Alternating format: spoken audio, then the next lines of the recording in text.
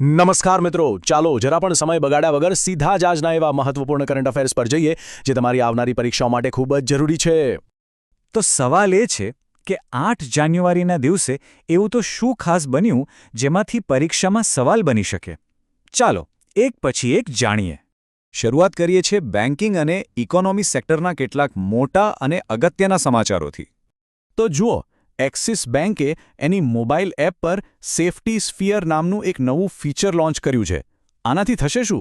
તો ગ્રાહકોને એમના ડિજિટલ ટ્રાન્ઝેક્શન્સ પર વધારે કંટ્રોલ મળશે અને ઓનલાઈન ફ્રોડથી બચી શકાશે. હવે આને પરીક્ષાના એંગલથી સમજીએ. આ સીધો સવાલ બને છે બેન્કિંગ અને ટેકનોલોજી સેક્શનમાંથી. ખાસ કરીને SMS શિલ્ડ, ઇન્ટરનેટ બેન્કિંગને ટેમ્પરરી બંધ કરવું કે ટ્રાન્સફર લિમિટ સેટ કરવી, આ બધી બાબતો ડિજિટલ સિક્યુરિટીને લગતી છે. તો આના પરથી સવાલ ચોક્કસ બની શકે છે. આગળ વધીએ તો ફેડરલ બેન્કે પોતાની બ્રાન્ડ આઇડેન્ટિટી બદલી છે. એમણે ધ ફોર્ચ્યુના વેવ નામથી નવી ઓળખ રજૂ કરી છે અને જાણીતા અભિનેત્રી વિદ્યા બાલનને બ્રાન્ડ એમ્બેસેડર તરીકે સાઇન કર્યા છે. જુઓ, આ ખાલી એક લોગો બદલવાની વાત નથી. આ ફેડરલ બેન્કના આધુનિકીકરણ અને ડિજિટલ ફર્સ્ટ એપ્રોચ તરફનું એક મોટું પગલું છે. પરીક્ષા માટે આ બે કીવર્ડ્સ યાદ રાખજો: ધ ફોર્ચ્યુના વેવ અને બ્રાન્ડ એમ્બેસેડરનું નામ વિદ્યા બાલન. હવે જે લોકો વારંવાર વિદેશ પ્રવાસ કરે છે એમના માટે સારા સમાચાર છે.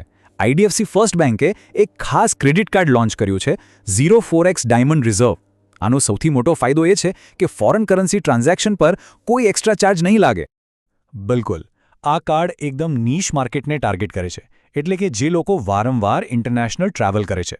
પરીક્ષામાં નવા નાણાકીય ઉત્પાદનો હેઠળ આના પર સવાલ આવી શકે છે. એની ખાસિયત એટલે કે 04x માર્કઅપ એ એનો યુનિક સેલિંગ પોઈન્ટ છે.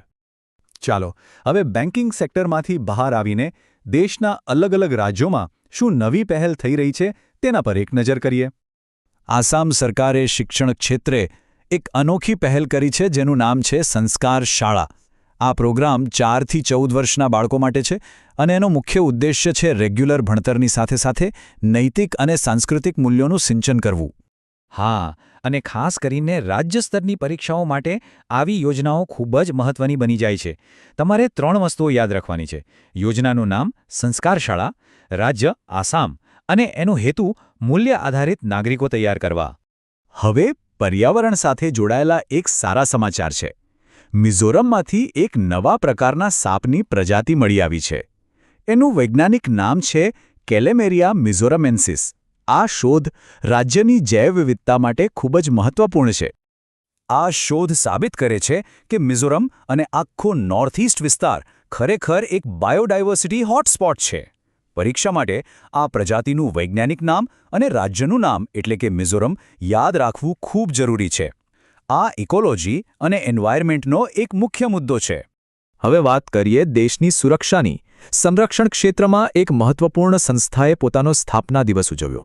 જી હા, ભારતની શાન defence research and development organisation એટલે કે DRDO એ તાજેતરમાં જ પોતાનો સ્થાપના દિવસ ઉજવ્યો. અને આ કોઈ સામાન્ય દિવસ નહોતો. આ એમનો 68મો સ્થાપના દિવસ હતો. સંરક્ષણ ક્ષેત્રે ભારતને આત્મનિર્ભર બનાવવામાં DRDOનું યોગદાન અમૂલ્ય રહ્યું છે. પરીક્ષાની દ્રષ્ટિએ DRDOના જે ફોકસ એરિયા છે, જેમ કે સાયબર, સ્પેસ અને આર્ટિફિશિયલ ઇન્ટેલિજન્સ, એ ખૂબ જ મહત્વપૂર્ણ છે. આ સીધું જ આત્મનિર્ભર ભારત અભિયાન સાથે જોડાયેલું છે, એટલે રાષ્ટ્રીય સુરક્ષાના ટોપિકમાં આમાંથી સવાલ બનવાની પૂરી શક્યતા છે. ચાલો હવે જોઈએ કે રાષ્ટ્રીય અને આંતરરાષ્ટ્રીય સ્તરે કયા મહત્વપૂર્ણ પદો પર નવી નિમણૂકો થઈ છે. સૌથી પહેલાં કાઉન્સિલ ફોર લેધર એક્સપોર્ટ્સ એટલે કે CLEના નવા ચેરમેન તરીકે રમેશ કુમાર જુનેજાની નિમણૂક કરવામાં આવી છે.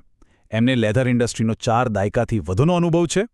અહીં યાદ રાખવા જેવી વાત એ છે કે CLE વાણિજ્ય અને ઉદ્યોગ મંત્રાલય હેઠળ કામ કરે છે. એનું મુખ્ય કામ ભારતીય ચામડાની નિકાસને પ્રોત્સાહન આપવાનું છે. તેથી આ નિમણૂક ભારતના આંતરરાષ્ટ્રીય વેપાર માટે ખૂબ મહત્વની છે. હવે એક આંતરરાષ્ટ્રીય નિમણૂક પર નજર કરીએ. HSBC પ્રાઇવેટ બેંકના નવા CEO તરીકે ઇડા વોલની નિમણૂક થઈ છે. એમને પ્રાઇવેટ બેન્કિંગમાં 25 વર્ષથી વધુનો વૈશ્વિક અનુભવ છે. બરાબર, આ નિમણૂક એ વાતનો સંકેત છે કે HSBC તેના ગ્લોબલ વેલ્થ મેનેજમેન્ટ બિઝનેસને વધુ મજબૂત કરવા માંગે છે. આંતરરાષ્ટ્રીય નિમણૂકો વિભાગ માટે આ નામ અને સંસ્થા બંને મહત્વપૂર્ણ છે. સંયુક્ત રાષ્ટ્ર એટલે કે યુએનએ વર્ષ 2026ને ઇન્ટરનેશનલ યર ઓફ રેન્જલેન્ડ્સ એન્ડ પેસ્ટોરલિસ્ટ એટલે કે આંતરરાષ્ટ્રીય ગોચર ભૂમિ અને પશુપાલકોનું વર્ષ તરીકે જાહેર કર્યું છે. આ ઘોષણા ખૂબ જ મહત્વની છે કારણ કે રેન્જલેન્ડ્સ એટલે કે ગોચર ભૂમિ જે ઘણીવાર અવગણવામાં આવે છે તે કાર્બન સંગ્રહ, જૈવ વિવિધતા અને લાખો લોકોની આજીવિકા માટે જરૂરી છે. પરીક્ષામાં આ મુદ્દાને ક્લાઇમેટ ચેન્જ અને સસ્ટેનેબલ ડેવલપમેન્ટ સાથે જોડીને પૂછી શકાય છે. અને હવે આજના છેલ્લા સેગમેન્ટમાં ચાલો વિજ્ઞાન અને ઇતિહાસ સાથે જોડાયેલા એક ખાસ દિવસની વાત કરીએ. આજે 8 જાન્યુઆરી છે અને આ દિવસને અર્થ રોટેશન ડે એટલે કે પૃથ્વી પરિભ્રમણ દિવસ તરીકે ઉજવવામાં આવે છે. આ દિવસ ફ્રેન્ચ ભૌતિકશાસ્ત્રી લિયોન ફોકોલ્ટના 1851ના એક ઐતિહાસિક પ્રયોગની યાદ અપાવે છે. જી, ફોકોલ્ટનો પેન્ડ્યુલમ પ્રયોગ એટલા માટે ખાસ હતો કારણ કે તેણે પહેલીવાર વૈજ્ઞાનિક રીતે અને દૃશ્યમાન રીતે સાબિત કર્યું કે પૃથ્વી પોતાની ધરી પર ફરે છે. પરીક્ષા માટે આ તારીખ 8 જાન્યુઆરી અને વૈજ્ઞાનિકનું નામ લિયોન ફોકોલ્ટ બંને યાદ રાખવા જેવા છે. તો ચાલો ફટાફટ આજના બધા મુદ્દાઓ પર એક નજર કરી લઈએ. એક્સિસ બેંકનું સેફટી સ્ફેર, આસામની સંસ્કાર શાળા, ફેડરલ બેંકની નવી ઓળખ ધ ફોર્ચ્યુના વેવ અને DRDOનો 68મો સ્થાપના દિવસ. રમેશકુમાર જુનેજા બન્યા CLEના નવા ચેરમેન. IDFCનું ઝીરો ફોરેક્સ કાર્ડ, HSBCના નવા CEO ઇડા વોલ.